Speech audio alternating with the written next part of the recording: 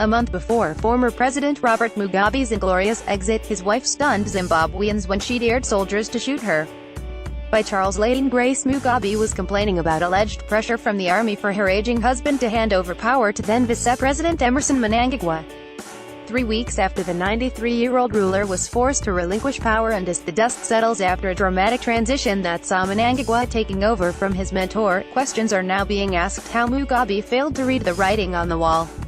On November 15, the Zimbabwe Defense Forces announced that they had taken over government and eventually squeezed the ZANU-PF leader out of power.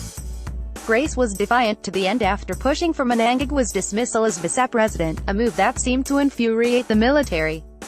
The former ZANU-PF Women's League boss first accused the military of plotting against her husband at a rally in Chawishe, where she also had a go at the new president. University of Zimbabwe UZ political science lecturer Eldred Masanungor said although Mugabe was a shrewd politician, he did not foresee a military takeover.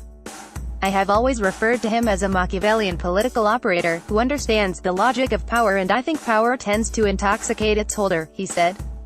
I think he had become so arrogant that he did not appreciate that the pillar of the military also has its sensitivity and interests that were being harmed by the manner in which it was being ridiculed in public by the former First Lady.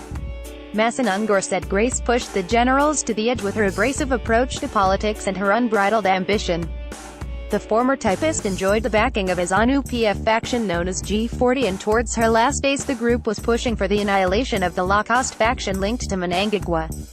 I think the former First Lady was not very diplomatic in the manner in which she articulated her interests and ambitions, Masanungor added.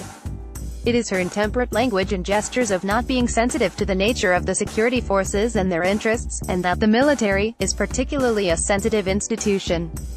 It is a pillar of support anywhere else but here. It was particularly in respect of the Mugabe regime, and what she was doing was to erode